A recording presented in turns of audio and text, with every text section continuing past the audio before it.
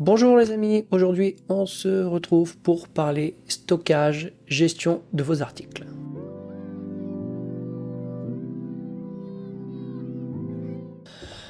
Alors, pour ceux qui, comme moi, peut avoir du matériel à vendre, alors que ce soit des pièces d'occasion, que ce soit tout autre, hein, du neuf, ou alors des pièces de rechange, il peut arriver parfois qu'on puisse mettre ça dans un endroit, et puis quand on a besoin de vendre le matériel adéquat, que ce soit alors le matériel ou que ce soit un composant ou tout autre, hein, en pièces détachées par exemple, il peut arriver qu'on puisse rechercher celui-ci partout dans l'atelier.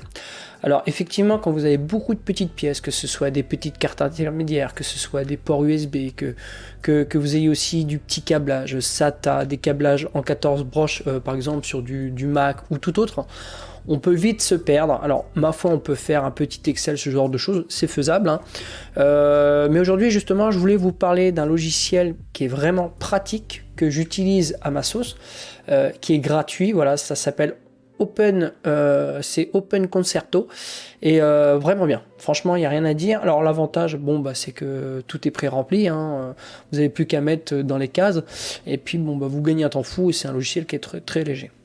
Alors dans ces cas-là, ce qu'on va faire, je vais aller dans mon dossier de gestion et Open Concerto, comme vous le voyez ici, est un logiciel. Alors je vous mettrai un lien en bas de la vidéo.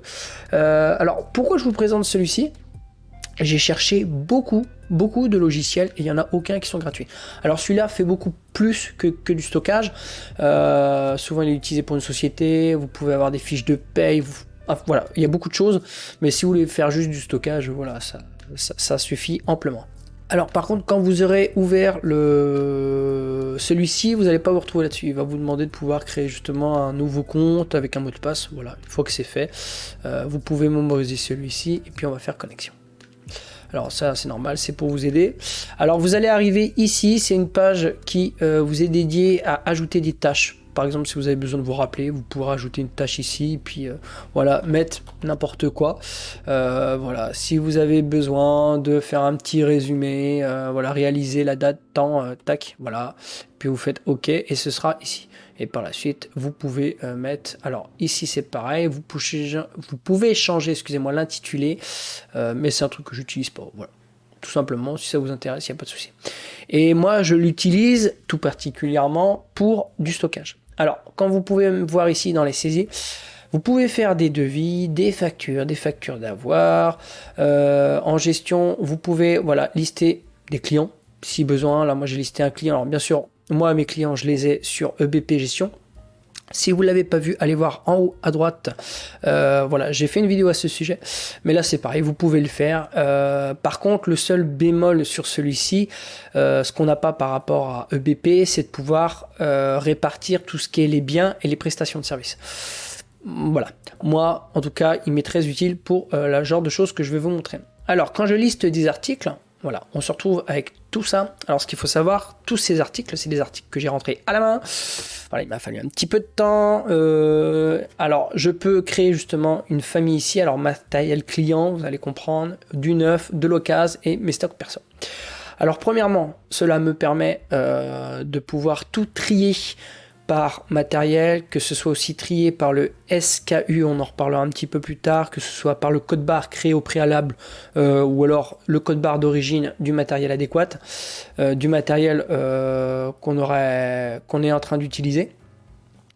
En tout cas, voilà, c'est vraiment pratique et c'est pareil, si vous avez besoin de chercher, par exemple, je sais que là j'ai un client qui s'appelle Xavier, voilà, je vais en bas, je tape directement Xavier, voilà, il me retrouve directement dans ce que j'ai besoin et ça, c'est très utile pour comme je vous disais, mes stocks, mais surtout aussi, ça me permet en deuxième temps de pouvoir faire un suivi de réparation matérielle de mes clients. Ouais, c'est un truc tout con. Voilà. Par exemple, si je vais sur celui-là, désignation. Alors bac bleu, c'est moi c'est moi qui l'ai choisi. Désignation, quand je dis bac bleu, ça veut dire où se situe le matériel client. Je sais que j'ai un bac dans l'atelier et que c'est dedans. Le SKU, quant à lui, est dédié principalement à moi, à mon atelier. C'est un numéro qui m'est attitré. Alors, on peut mettre n'importe quel numéro .SKU. Ça vous permet en fait de pouvoir ça vous permet en fait de pouvoir tracer le matériel en question. Moi, je sais que voilà, ça c'est le serial number d'un ordinateur. Et voilà, si je l'ai, je peux directement. Si par exemple, je sais que là c'est C17G. Imaginons, je prends le matériel en question. Voilà, alors si je vais dans tous les articles, je vais effacer ici. Voilà, j'ai dans tous les articles, au lieu de m'amuser à chercher, je vais ici, je prends le matériel que j'ai besoin, je regarde son serial number, je vais faire par exemple C17, tac, il me l'a trouvé directement. Voilà, et ça me permet que quand j'ouvre, je peux aller, alors dans celui-ci, je sais qu'il est dans les bacs bleus si j'ai besoin, et après dans descriptif, en fait, je mets tout ce que j'ai fait.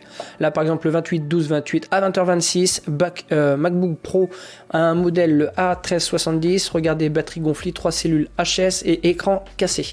Batterie, j'ai le numéro de modèle, voilà, si j'ai besoin de faire des recherches, etc., etc. Et je fais ça à chaque fois que je fais un changement, ou que je fais une telle réparation, ou que je fais des modifications, tout va là-dessus. Alors ça ne me sert bien sûr pas qu'à ça, d'accord, vous l'aurez compris.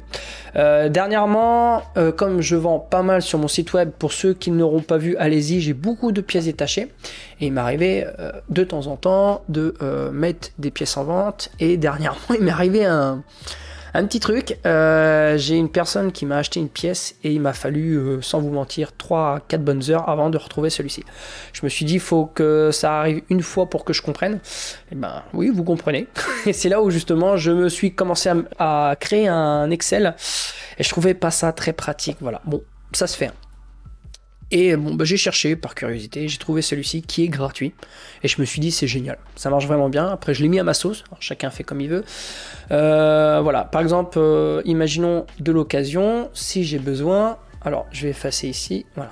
Dans l'occasion, voilà, j'ai tout ce qui est là. Et comme vous pouvez le voir, tout est marqué. Alors, je peux avoir par exemple pour le stockage, ici, voilà, si j'ai besoin, Seagate Barracuda en 500, en 7200 RPM, voilà, si j'ai besoin de changer, je peux modifier justement le stock.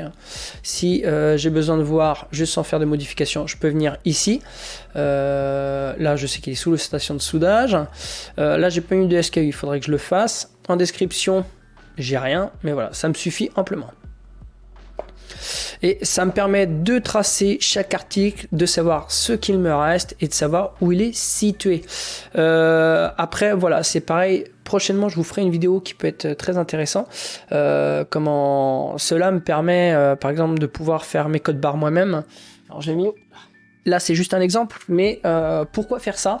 Voilà, alors ce genre de choses, je vous montre ça. Voilà, ce sont des codes barres que j'ai fait via un Excel.